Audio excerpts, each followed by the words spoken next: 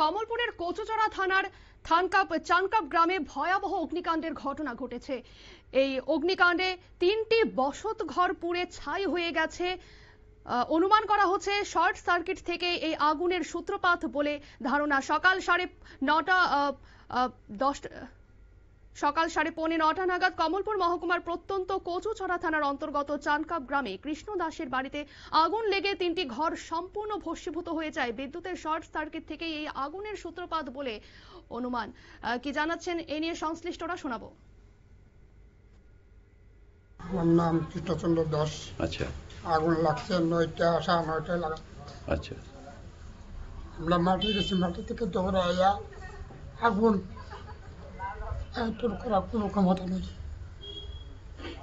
ঘরের যা আছে সব ফিরেছে, কাগজ পর্যন্ত বের করতে পারছি। 25 লাখ টাকার মতন কাগজপত্র কিছু বাই করতে পারছেন না, কিচ্ছু বের করতে পারছি না কাগজপত্র। এরপরে ফায়ার সার্ভিস আইছে, তারপর ফায়ার সার্ভিস আছে, আর গ্রামের দমকল দিয়ে কিছু আগুনটা আয়ত্ত আনার পরে তারপরে তারা আইছে। কিন্তু পার্শ্ববর্তী এলাকার বাড়িঘর নিয়ে আগুন লাগতো না? হ্যাঁ। জায়গাটার নাম কি? চানকাপ। চানকাপ। আপনারা শুনলেন সংশ্লিষ্টদের পক্ষ থেকে বক্তব্য।